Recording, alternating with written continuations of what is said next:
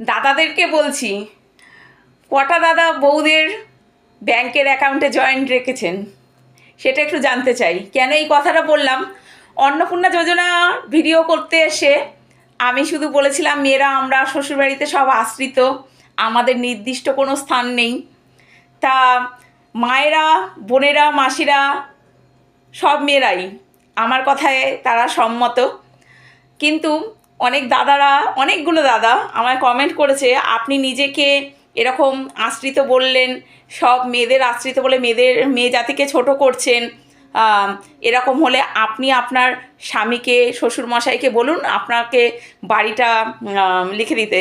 তা দাদা, আমি বলছি যে আমি জানি না যে এই সব দাদারা যে আমায় কমেন্ট করেছে সবার উদ্দেশ্যেই বলছি যে জয়েন্ট অ্যাকাউন্ট কটা বৌদিদের নামে আছে, আর এবং আপনার বাড়িটা, যে আপনার বাবার যে বাড়িটা, সেই বাড়িটার যখন ভাগাভাগি হয়েছে তা আপনার বউ কতটা অংশ পেয়েছে আর আপনি কতটা অংশ পেয়েছেন সেটা একটু ভীষণ জানতে ইচ্ছা করছে।